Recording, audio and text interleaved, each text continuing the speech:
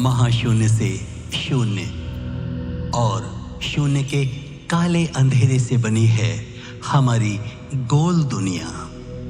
सृष्टि के रचयिता ने प्रकृति की गोद में आनंद रस से परिपूर्ण जीवन रूपी एक बीज बोया और अपने पंच रसों से उसे अभिसिंचित किया।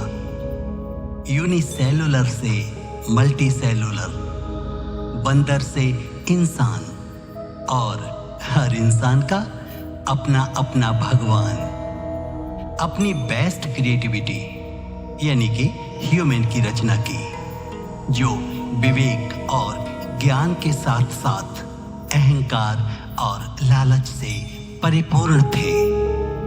मानव के क्यूरियस नेचर से फिर हुई माकृति की रचना यानी कि मैन मेड ऑब्जेक्ट्स।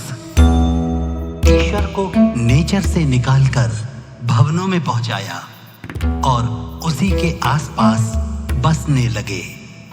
जंगल कटने लगे, नदियां दूषित होने लगी। अंधकार में चमत्कार, चमत्कार को नमस्कार और अपनी ही जय जयकार। धीरे धीरे आस्था के केंद्र कॉमर्शियल सेंटर्स में और फिर टूरिस्ट स्पॉट्स में तब्दील होते गए। अब शिकायत होने लगी कि भगवान इनकी सुनता नहीं। इस धरती पर मानव ने विस्फोट तो बहुत बड़े बड़े किए, मगर सबसे बड़ा विस्फोट जनसंख्या का हुआ। इससे तो भगवान भी रणछोड़ हो गए। फिर प्रकृति और माकृति का युद्ध प्रारंभ हुआ। ऐसा माना जाता है कि आज से लगभग 12,000 वर्ष पूर्व एक महान सप्तऋषि अगस्त्य हुए। उन्होंने अपने पराक्रम से विंध्याचल पर्वत के अहंकार को चूर चूर कर डाला था और मानव प्रजाति की रक्षा की थी। अरे कोई उनको ही फोन घुमाओ ना और मानव के पहाड़ जैसे ईगो को कंट्रोल करवाओ।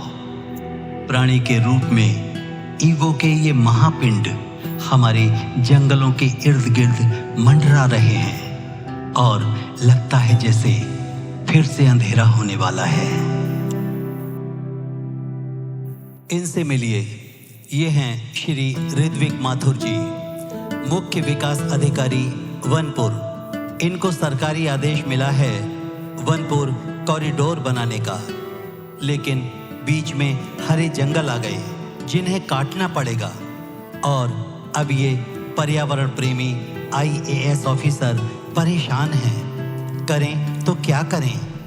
एक तरफ ड्यूटी तो दूसरी तरफ डिवाइन, एक तरफ सरकार तो दूसरी तरफ संस्कार। अजीब कश्मकश है। सर, किसका फोन है? सर चंद्रा मिल्ट्रेस का, और इससे पहले मंत्री जी के ऑफिस से भी फोन आया था। ठीक है, मैं बोल देती हूँ, आप ऑफिस में ही नहीं हो। अब किसका फोन है? सर आंटी का फोन है। हेलो, कैसा है बेटा? प्रणाम माँ। प्रणाम। क्या चल रहा है? ऑफिस में था माँ। आप कैसे हो? सब ठीक है बेटा। अगस्त भैया मिलने की जिद कर रहे हैं तुमसे। माँ, मिलना इस महीने नहीं हो पाएगा, बहुत ज़्यादा काम आ गया है। ऊपर से काफ़ी प्रेशर आ रखा है माँ, तो छुट्टी मिलना मुश्किल होगा। नहीं, वो जिद कर रहा है तुमसे मिलने की। बोल रहा है कि आज अंधेरा जल्दी हो गया है। यहाँ भी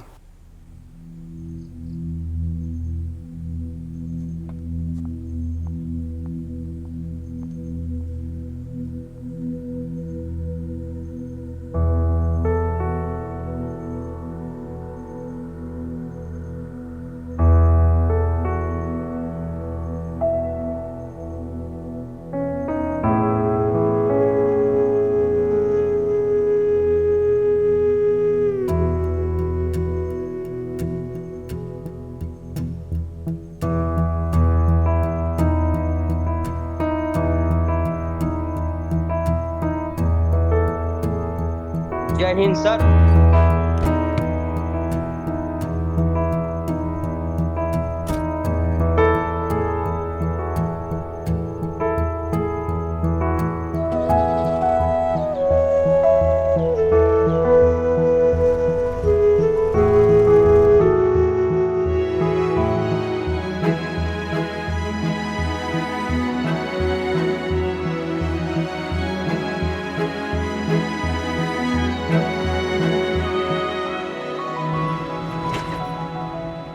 शंभू, गाड़ी साइड में रोक लेना। सर आगे बड़ी दुकान भी। नहीं, तुम यहीं रोक लो।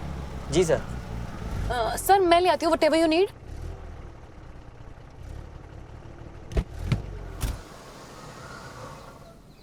भैया 2 गिलास बेलपत्र के जूस दे दो। नहीं नहीं सर, आप पीजिए। क्यों? तुम क्यों नहीं पियोगी?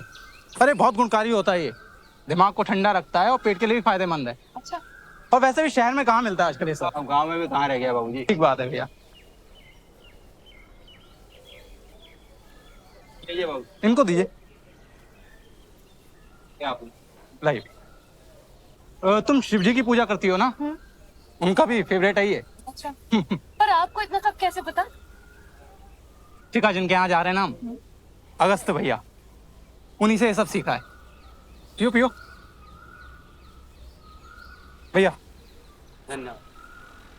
पियो। सर ये अगस्त भैया कौन है?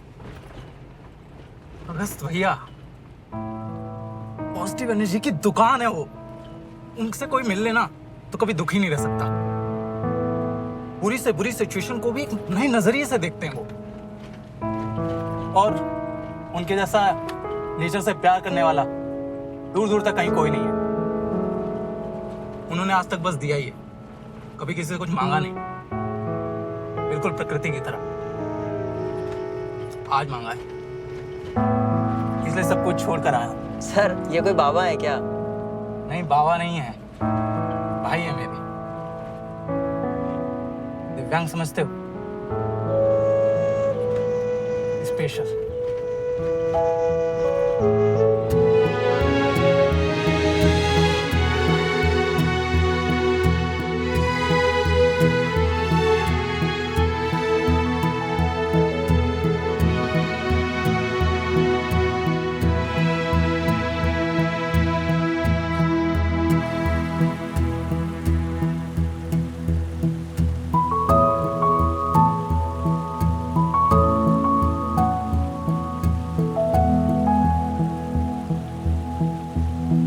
अगस्त भैया ताऊजी और ताईजी के साथ वनपुर में रहते थे और उनका वनपुर में रहने का कारण भी यही था कि वो उनको नेचर के बीच में बड़ा करना चाहते थे।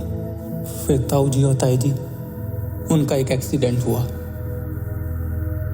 वो नहीं रहे। अगस्त भैया बिल्कुल अकेले हो चुके थे। पापा कश्मीर में पोस्टेड थे। जब तक हम वहां पहुंचे तब तक वनपुर में एक आश्रम के कल्याण गुरुजी ने अगस्त भैया का ध्यान रखा। वो चाहते थे कि पापा अगस्त भैया को गोद ले लें। भगवान इन बच्चों को हमारे पास एक विशेष कारण से भेजता है। इनके द्वारा ही हमें अपने सत्य का ज्ञान होता है और अपनी विशेषताओं का आभास भी होता है। अगस्त की दृष्टि से देखिए तो दुनिया का हर एक कोई उसका अपना है, जैसे पेड़ पौधे, पशु पक्षी आदि। लेकिन अभी वो एक बच्चा है जिसे अपने घर की तलाश है। आप लोगों से मेरी विनती है कि अब आप लोग उसका घर बने। जी गुरु माँ।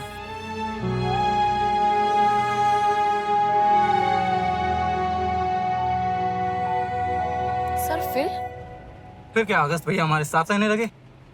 उनको एक्सेप्ट करने में थोड़ा टाइम लगा।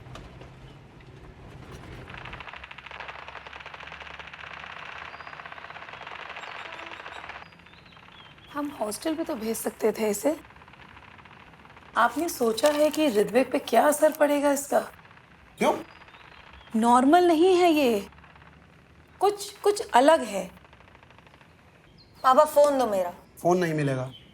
मुझे अभी चाहिए मेरा फोन, मुझे मेरा फोन दो। नहीं मिलेगा ना। देख रही हो, ये कौन सा नॉर्मल है? मेरी बात मान, ऋतिक को एक अच्छा भाई मिल जाएगा और अगस्त्या पर तो इसका अच्छा असर पड़ेगा।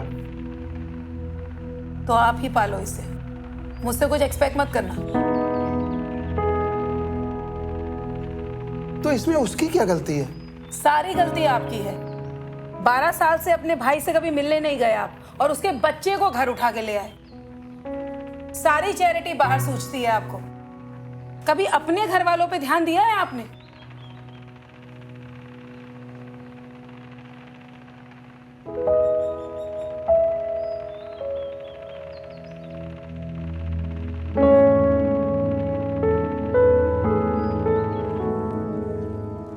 लो ऋत्विक, खाना खा लो।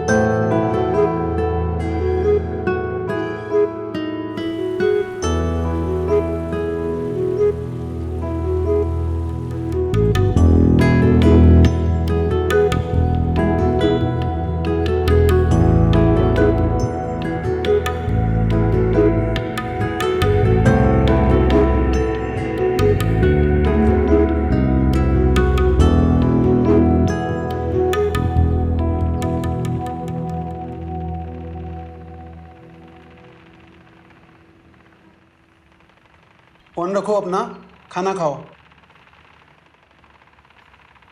क्या फोन खाना है? टेबल पे इसकी क्या जरूरत है?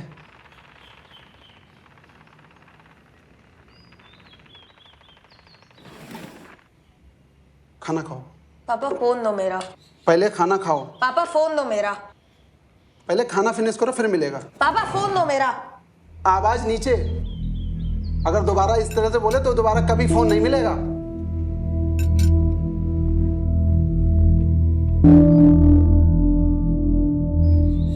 ऋत्विक क्या हुआ? ये क्यों नहीं खोल रहा? क्या हो गया? मेरा मन बहुत घबरा रहा है। ऋत्विक, ऋत्विक बेटा दरवाजा खोलो। ऋत्विक दरवाजा खोलो। दरवाजा खोलो। ऋत्विक, ऋत्विक, ऋत्विक खोलो।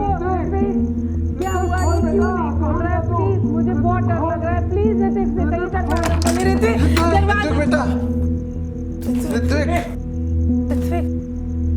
ऋत्विक बेटा, क्या हुआ बेटा? ऋत्विक, ऋत्विक बेटा क्या हुआ? कुछ तो बोलो। कुछ तो बोलो ऋत्विक। ऋत्विक क्या हुआ? उस दिन अगस्त भैया ने मेरी जान बचा ली, लेकिन मुझे अंदाजा नहीं था कि मेरा एडिक्शन कितना सीवियर है।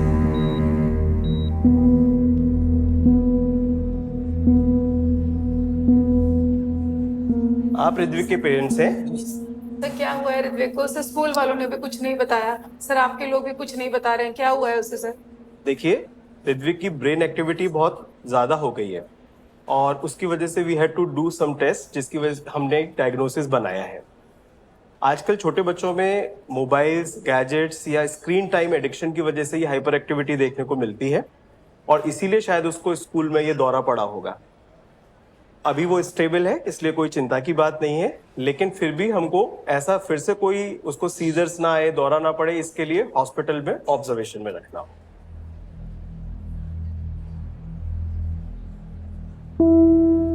और दिला लो फोन उसको। क्या उम्र है उसकी? कभी तुमने सोचा कि इस उम्र में मोबाइल से खेलना क्या होगा उसका? अरे क्या कुछ और बाकी रखा है बर्बाद करने के लिए?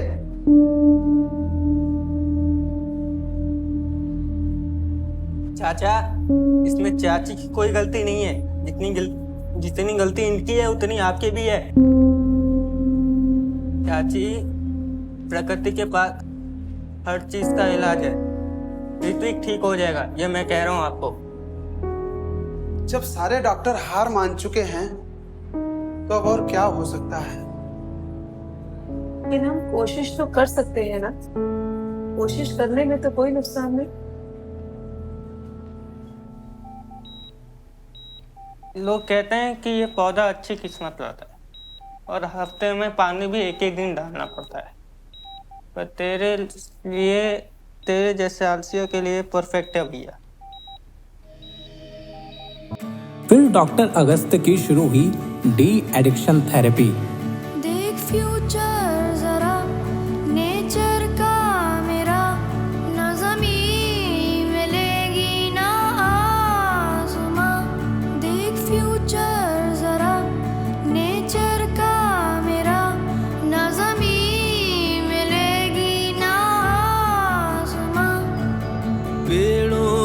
छाँव का सुकून कहीं नहीं है, पीपल पेड़ नीचे बीता बचपन हंसी है,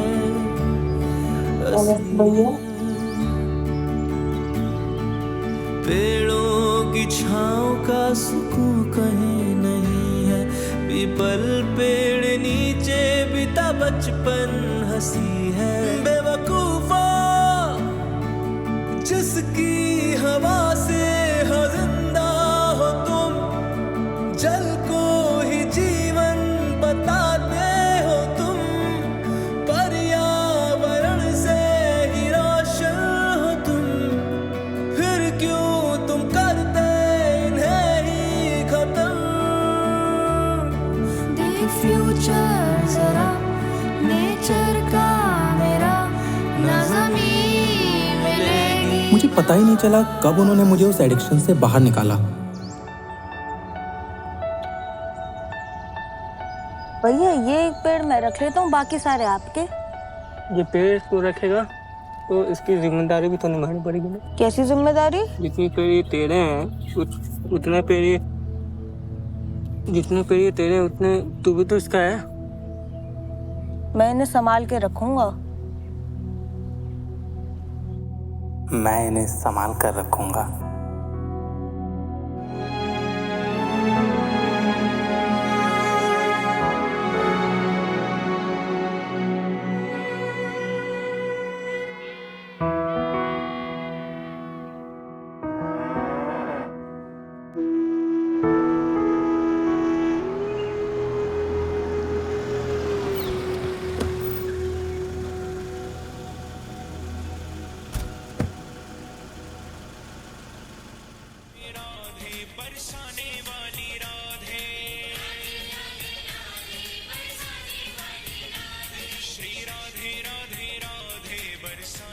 माँ, अरे ऋत्विक, कुछ तो। प्रणाम माँ। कैसे हो? मैं ठीक हूँ, आप कैसे हो? इतने दिन से फोन कर रही हूँ तो नहीं आया। अगस्त्या ने एक बार फोन किया तो अगले दिन चला आया। कहाँ है भैया? तेरे पेड़ के पास। मैं उनसे मिल के आता हूँ, तब तक कुछ खाने को बना दो ना माँ। अगस्त भैया, प्रणाम। भैया कैसे भैया?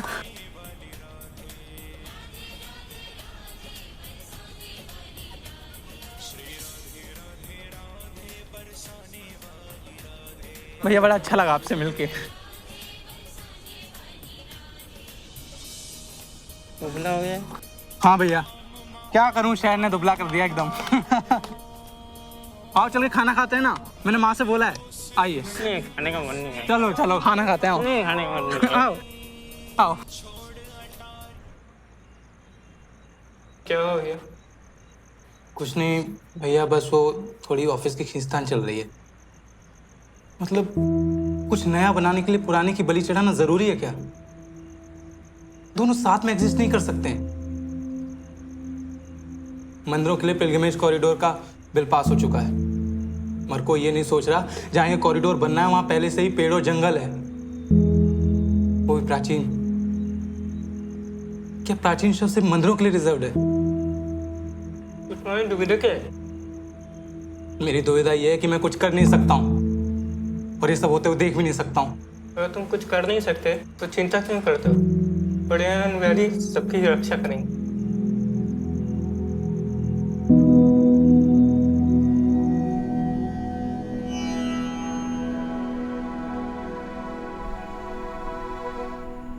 हाँ तो सीडीओ साहब शुरू करिए। जी सर।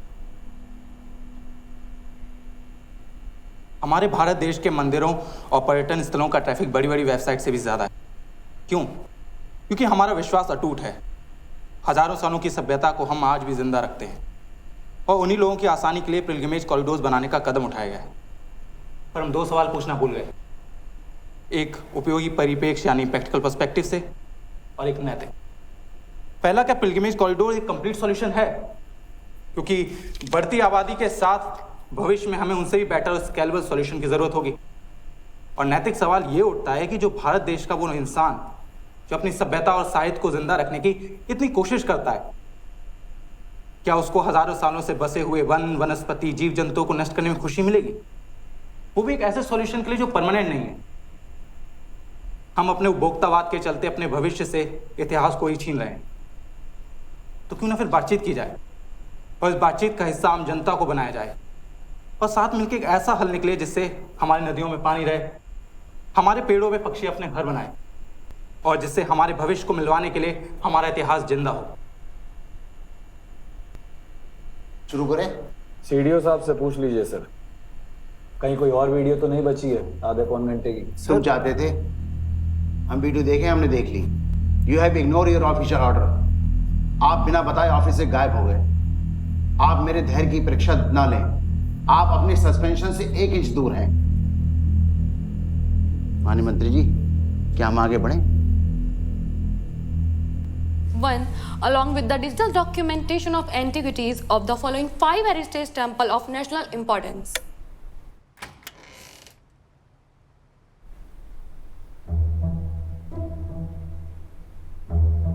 ये लाइट को क्या हुआ?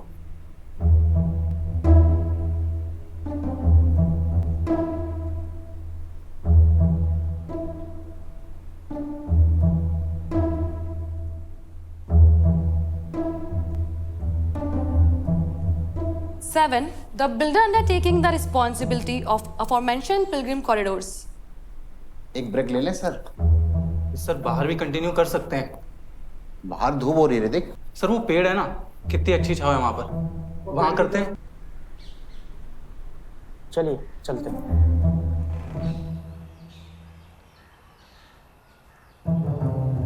इतना शुद्ध वातावरण है यहाँ का, इसीलिए मैं कह रहा था बाहर चलते हैं। रणवीर जी, कितनी शीतलता है। हाँ है तो। चारों तरफ हरियाली।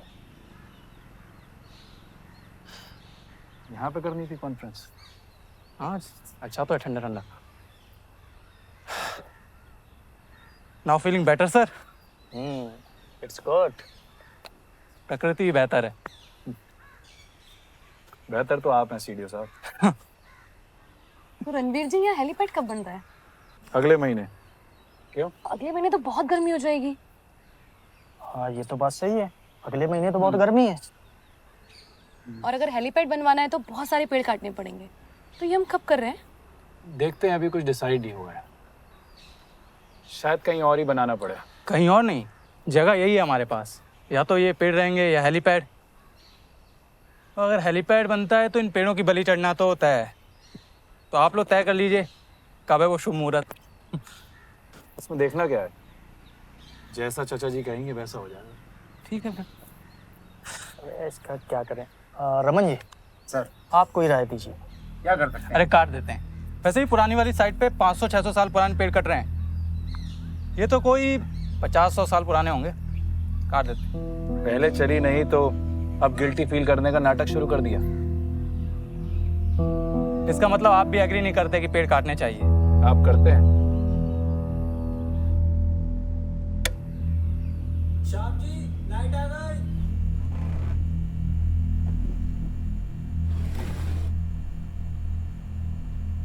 चाचा आप चार्जर लाए हो? शुरू करें? जी। By the way, what's your problem against the corridors?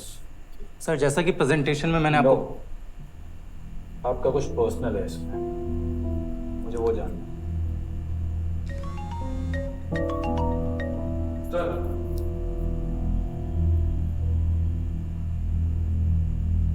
जी गुरु जी प्रणाम। जी यहीं पे हूँ। हाँ हाँ लेते आऊँगा। आप आज्ञा दें तो मैं अभी आ सकता हूँ। जी प्रणाम।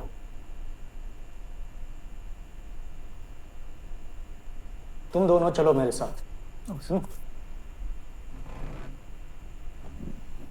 पर्सनल बात यही थी कि ये यहाँ पर कंस्ट्रक्शन के नाम पे डिस्ट्रक्शन हो रहा है और वो कभी रिवर्स नहीं हो पाएगा। अरे तुम तो ऐसे बात कर रहे हो जैसे हम बेवकूफ हैं। I don't mean that sir. No you do mean that. तुम्हारे हिसाब से हम सबको पत्ते ओढ़कर जंगलों में शिफ्ट हो जाना चाहिए।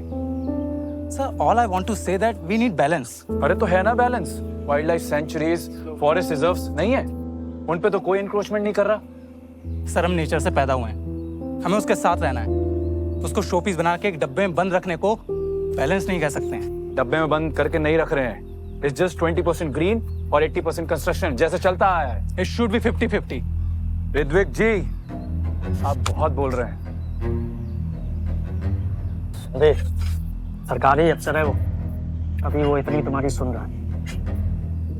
और ये डिसरिस्पेक्ट मेरे सामने तो बिल्कुल नहीं चलेगी, समझ रहे?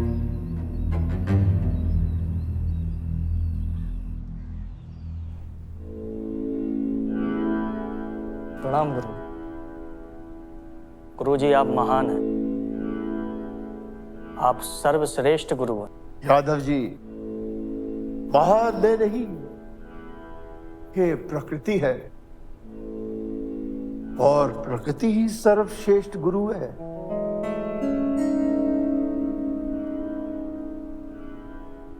विकास के प्रयास में मानव अपना अस्तित्व खो चुका है। प्रतिक्रिया स्वरूप उतनी ही जटिल समस्याएं उत्पन्न हो रही हैं। इसके रस को समझो, पंचमहाभूतों की रक्षा करो। इनके विनाश से हमारी संस्कृति का भी विनाश हो रहा है और संस्कृति से संतति। इसकी आवाज सुनो, इसके संकेत को समझो। अभी बचाने का समय है, मिटाने का नहीं। जी गुरुजी, आपकी आज्ञा का पालन होगा। Ritwik, yes sir. एक प्रपोजल तैयार करो और अपने प्रेजेंटेशन के बेसिस पर शॉर्ट करो। जी sir, thank you so much. बाद में। प्रणाम गुरुजी।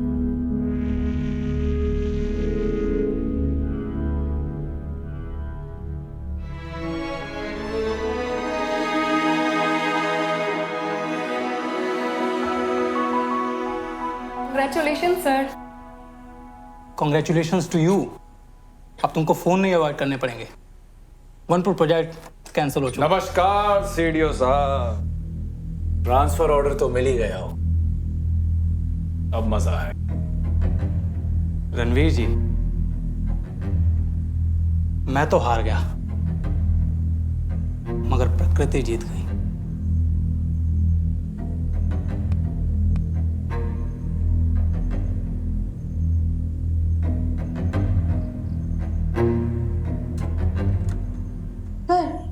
एक बात पूछनी थी। उस दिन अगस्त भैया ने आपको ऐसा क्या दिखाया जिसकी वजह से आपने अपनी नौकरी रिस्क पर डाल दी?